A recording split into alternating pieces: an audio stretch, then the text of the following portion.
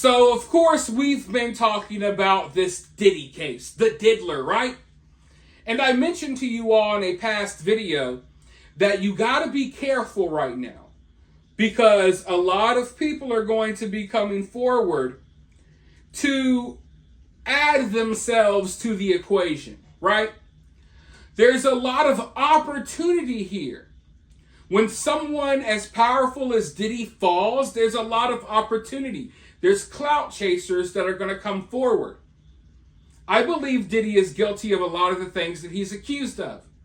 But you're going to see a lot of people come forward with false accusations. You're going to see a lot of people try to tie themselves to Diddy's crimes. But also, you're going to see something unique that you don't see in every case. Because of Diddy's connections, he's connected to so many people. Some of the people he's connected to don't like the other people he's connected to. And they're going to use Diddy basically as a weapon against their enemies. So you're going to see some famous people coming out trying to tie other famous people to Diddy, not because they really care about the situation or they're concerned, just because they want to take shots at someone they don't like. Also, you're going to see Hollywood bottom feeders and clout chasers come out of nowhere. You're going to see people who you forgot were famous. They were famous like 15 years ago. People are going to be coming forward. Everyone wants a piece of the story. Everyone wants to be a part of the story as long as they're not going to go down with Diddy. Now, one person that I find kind of interesting that's been doing some interviews lately is Ray J. Now, I'm really trying to read where Ray J is really coming from when he starts talking about some of this Diddy stuff. Because I totally believe that Ray J had to be aware of some of the stuff that Diddy was doing. Ray J, you're in the midst of Hollywood and in the music industry, especially. You are more of a prominent figure, you and your sister, years ago when Diddy was at the height of his parties. So I think Ray J is aware of some of the stuff that's probably going on. But also, I think Ray J is a victim of Hollywood and the music industry himself. I think Ray J and his sister, they've been part of the entertainment industry since they were young. There's no telling what they've experienced. And it wasn't that long ago that people were saying Ray J was crazy and they were labeling Ray J all of these things because he was speaking out about Hollywood. And he was more specifically speaking out about the Kardashians and Kris Jenner and how they basically used him, right? Used him to further their careers, not caring how it affected Ray J. Because that sex tape came out between Ray J and Kim Kardashian, and the Kardashians became billionaires because of it. Meanwhile, Ray J was kind of blacklisted in the music industry. So it's crazy how that one tape led to the just crazy amounts of success for one person, while simultaneously it killed the other person's career. So like I said, a lot of people are going to be speaking out, and we don't know what their motives are. So when I'm looking at Ray J doing these interviews, I know that he spoke out about some of the stuff going on in Hollywood and the music industry.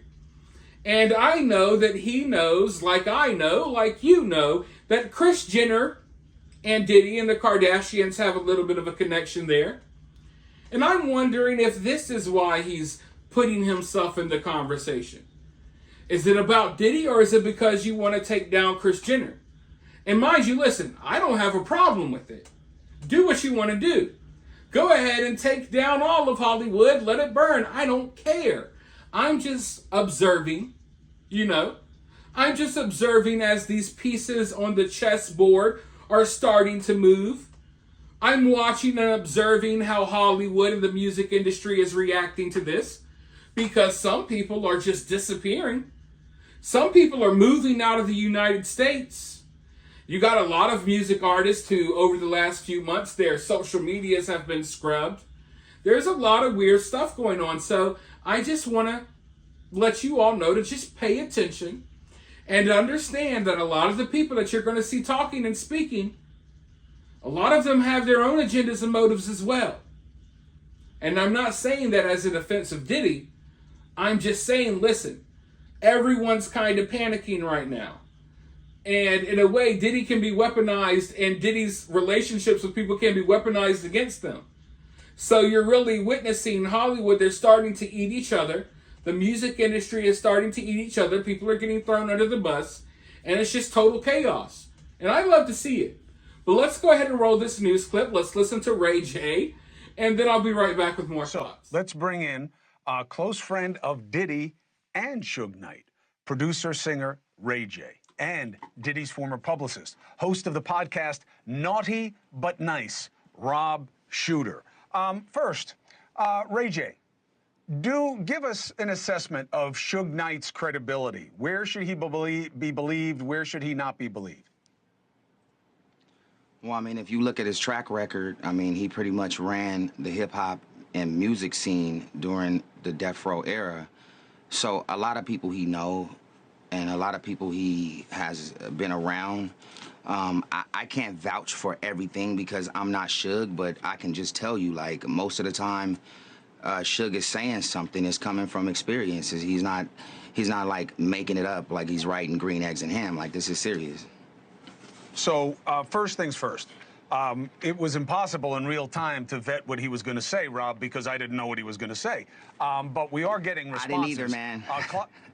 Oh, listen, hey, Ray J, you did nothing but help. You are helping advance the conversation with people who are willing to discuss their perspective. That is a precious commodity in this investigation right now. Did you hear me trying to tell Suge to be positive too as well? Okay, cool. I didn't know. Yes.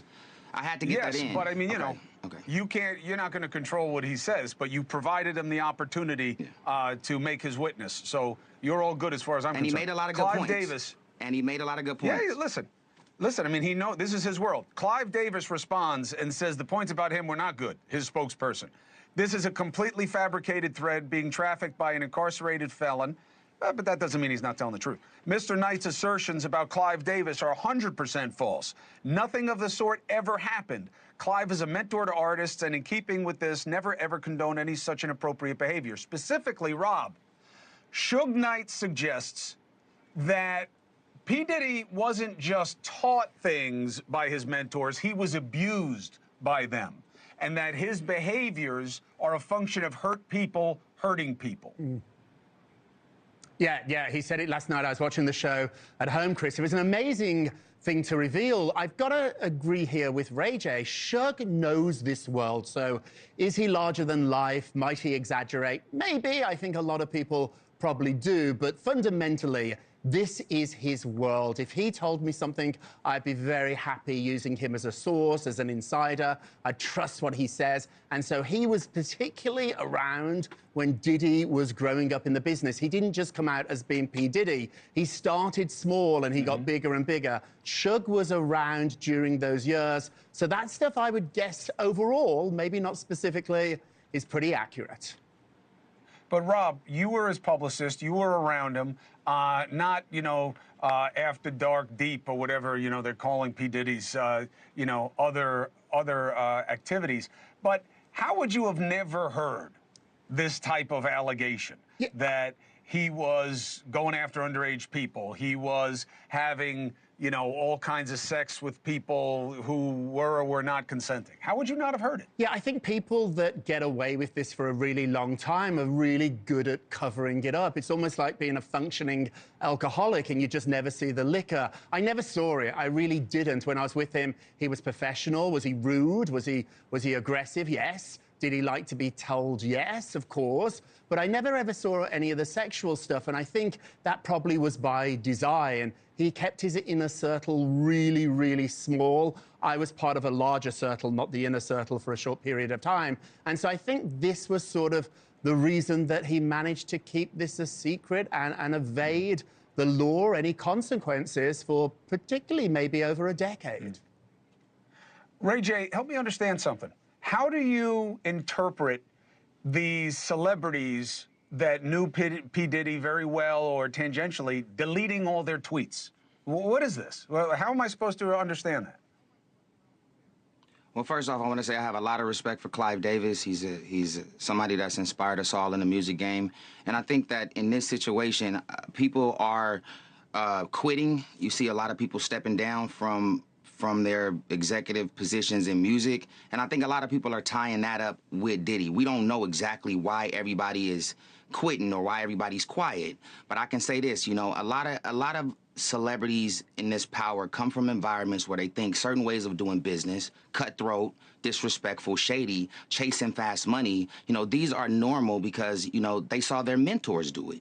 I mean, Diddy did it, even Suge, you know, and so even though they're learning on the fly, but they're also mimicking the executives above them that they learn from. So, you know, I think we have to break that cycle and keep following a new blueprint, and that's evolving instead of ending up in the same place, broken, bad relationships, in jail or worse. Now remember, you might not remember, but those of you all who watch my videos, you all remember I said that it was a red flag when anyone that's doing interviews talking about Diddy, if they mention at any time, if they mention that, oh, I had no idea what was going on, I had no idea about any of this. If they say those things, that's a major red flag. Because I knew about Diddy's parties. I've never been to a Diddy party. I've never met Diddy. But somehow I knew about the Diddy freak-offs. Hell, I could have told you about the Diddy freak-offs 15 years ago. Probably longer ago than that. So how is it that I know about the Diddy parties? You can go into the comments. I know not all of you all are aware of this, but some of you all probably know about this stuff. Go in the comments. You'll find random people in the comments that were aware of the Diddy parties. So if we, from the comfort of our own homes, are aware of this stuff, how is his publicist or former publicist not aware of the Diddy parties? You really want me to believe that? The guy talks about it in his music. There's famous people, from athletes like LeBron James down to people who are famous for sex tapes like Kim Kardashian. There's people all over the spectrum of fame that have talked about Diddy's parties openly for years. It's never been a secret. So as soon as I see people who are supposedly closer to the situation than damn sure any of us start talking about how, oh, this is a big, well-kept secret. No, it wasn't. What Diddy was doing at these parties was like the worst-kept secret ever. In fact, it wasn't even a secret. And that's why, listen, I could make 500 videos trying to stress this because I don't think a lot of people get this. A lot of the stuff that Diddy was doing, it's never been a secret. It was open information. It was bragged about. It was talked about. And no one viewed it as a problem.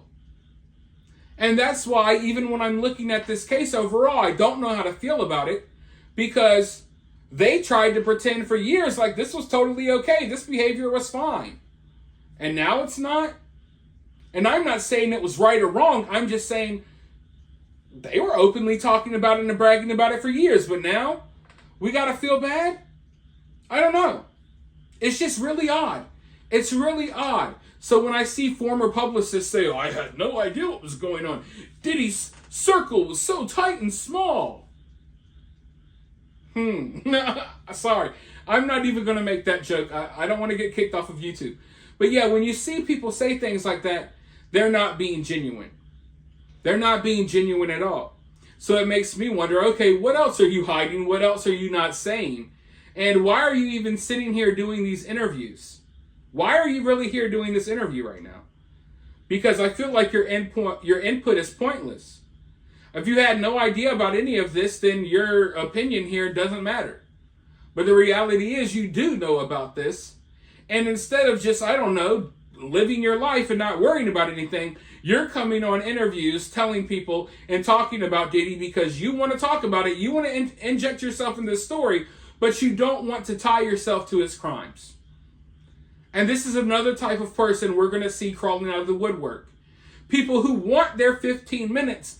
They want to be on these interviews. They want to talk, but they don't want to be tied to his crimes. But the reality is, if you are a part of his life, then you were aware. Because those of us who have never been part of his life were aware as well. And all we did was watch interviews and watch MTV, BET, VH1, That's all we did, and we were well aware of everything that was going on. But for now, let me know your thoughts about this down in the comments below. While you're down there, hit that thumbs up, hit that subscribe, ring that notification bell, and I'll talk to you all very soon in the next one.